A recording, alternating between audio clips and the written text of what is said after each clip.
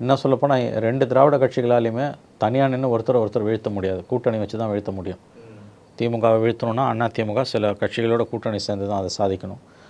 அதே மாதிரி அதிமுகவை வீழ்த்தணும்னா திமுக பல கட்சிகளோட சேர்ந்து தான் ஜெயிக்குது, ஒன்றும் தனியாக ஜெயிக்கல.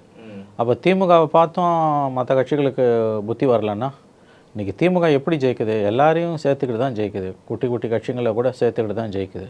ஊரில் இருக்க எல்லா கட்சியும் கொண்டு வந்து ஒரு குடையின் கீழ் நிறுத்தி தான் திமுக ஜெயிக்குது.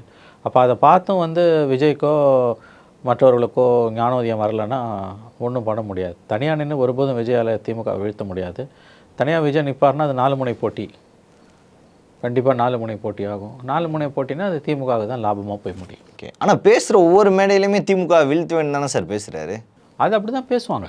பின்ன அவர் என்ன நான் தோற்றுருவேன்னா பேசுவார், நான் வீழ்த்தி காட்டுவேன்றதெல்லாம் இப்போதைக்கு அது டைலாக், சினிமா டைலாக். நாள் நெருங்க அது எவ்வளோ கஷ்டம்னு அவருக்கு தெரியும்.